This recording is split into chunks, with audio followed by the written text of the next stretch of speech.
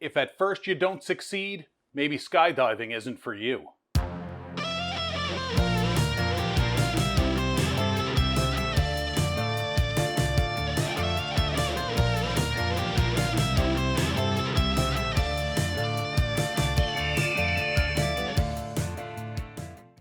So this is my second go-round with mac and cheese. The first recipe I put up is absolutely fantastic. I'll put the video up here or somewhere. You can watch the original.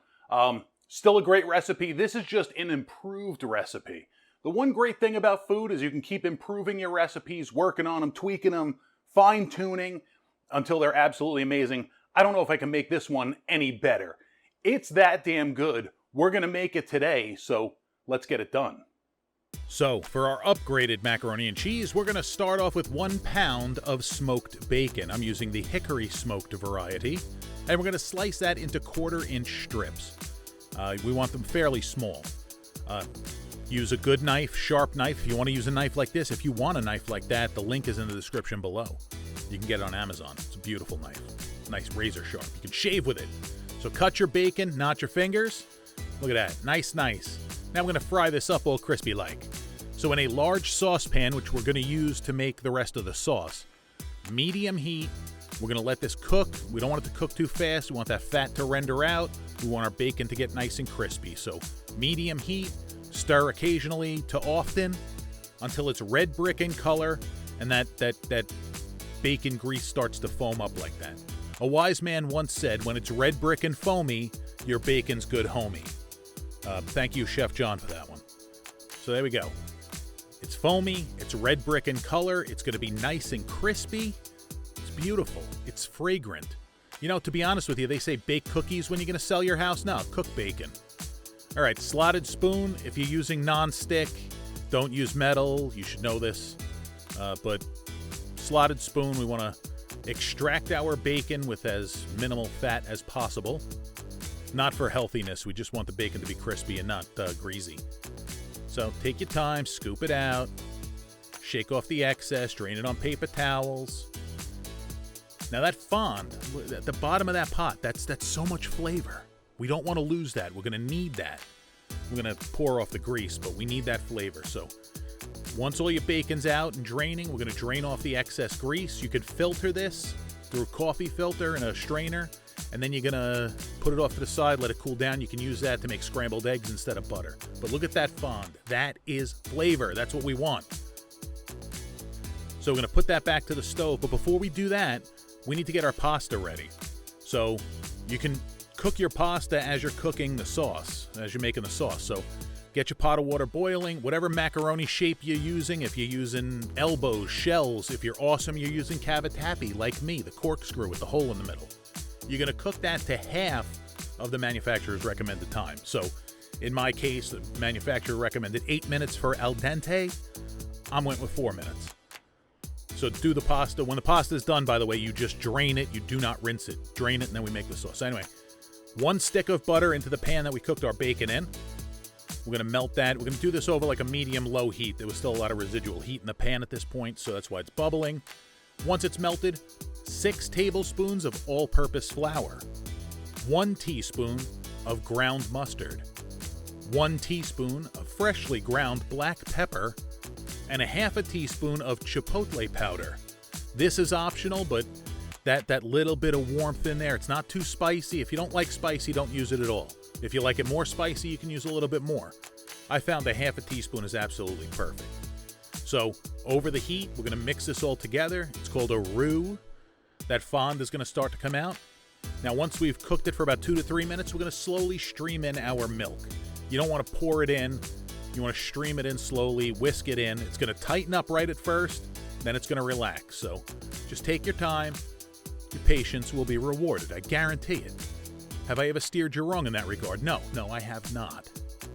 So that 1 quart of milk, we're going to get in there. See how it's loosening up? Looking nice and silky. There we go. Pop the rest in. Make sure it's thoroughly mixed with no clumps. There shouldn't be any clumps if you did this right. Now we'll add our bacon. Just dump it in.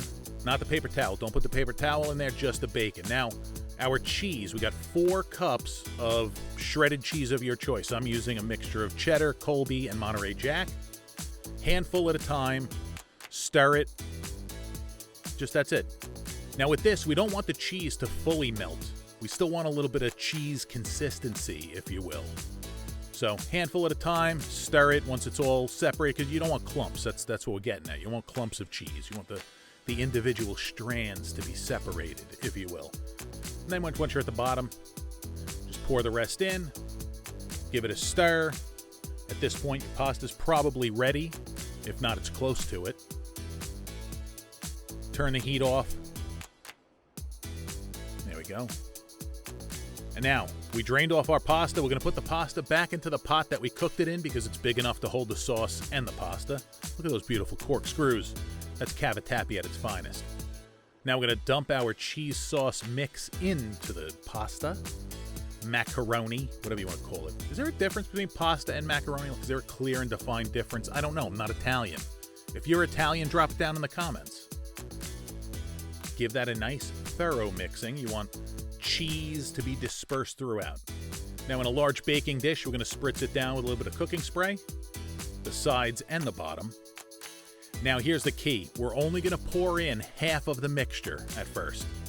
So I try to even it out with equal amounts of liquid and pasta, but that's fine. You want about half in. It doesn't have to be exact, but figure roughly half. Now you want to even it out. You want everything to be evenly distributed. Now this is one of the biggest improvements to this recipe. We're going to put a layer of sliced provolone cheese. I'm not using smoked provolone. I'm guessing you probably could. I just don't really care for it in this. So, I've never tried it. It could be delicious. I don't know, but it just doesn't sound right to me. So a nice layer of provolone cheese. And to fill in those gaps, we're going to kind of tear the slices in half, just like that. Now, this is going to even out. The liquid in the sauce will even out on its own because it's not a full, perfect seal. But this is going to give a nice cheese pull to this whole recipe. Get the other 2 pieces in there, and then we'll pop the rest on top. Number 1, number 2. There we go. That looks good. Now we'll pour the rest of our cheese and pasta mixture. And again, very important, once that's in, we're going to spread it out evenly. We want to make sure that all of the noodles are submerged. We don't want any to be sticking up, because if they're sticking up, they're going to dry out and get crunchy, and nobody wants that. If any of your provolone floats up, just kind of bury it. And that's it. Just even it out, smooth it out. You want even distribution of macaroni and cheese. This way, everybody gets the same delicious amount. And once that looks nice, there's one thing left to do. We got to top this bad boy. Now we're going to top it with an additional 2 cups or so of shredded cheddar cheese. Optional, which I kind of screwed up on this. I was out of town for the past 2 weeks for the holidays. I didn't check my pantry. I didn't have any breadcrumbs. Usually I like to sprinkle breadcrumbs on top. Gives a nice crunchy crust. Unfortunately, I was out of breadcrumbs, so I didn't use them. But you can. You don't have to. You can just stop here and bake it, or you can put the breadcrumbs on the top for the extra crunch. It's all up to you. This is your world. I'm just swimming in it. Even out your cheese topping, and then we're going to pop this bad boy into the center of a 350-degree Fahrenheit oven for about 30 minutes. Take it away, Raj. All right, now bring it back, Raj. Come on. 30 minutes have passed, Raj. What are you doing? Slacker. There we go. It's hot, it's bubbly, it's melty, it's cheesy. It's freaking amazing. But you gotta let it sit for like 15, 20 minutes or so. 10, 15 minutes, 20 minutes, whatever. Just so it like settles back down. We'll take a slice. Look at that. Oh my Lord. It's creamy. Look at that. Look at that cheese pull right there. Look at that. Strings for days. It's beautiful. It's delicious. It's tasty. I'm salivating just watching this. I want it. I want to stick that deep inside me. All right, that sounded a little wrong, but you know what I'm getting at. Yeah. There we go. Clean the plate up. Now we'll garnish it with a little bit of green onion because, it looks pretty. Little contrasting colors. Plus, let's be honest, it tastes delicious.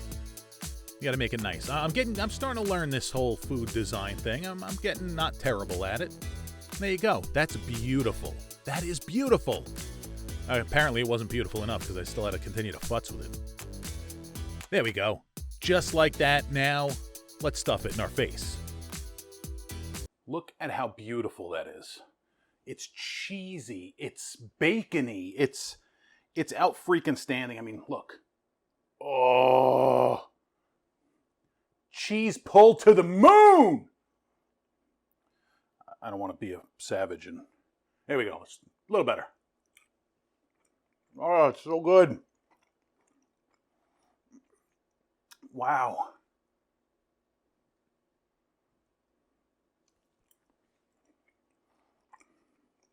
This turned it up really to the next level. This is amazing. I'm going to keep eating it.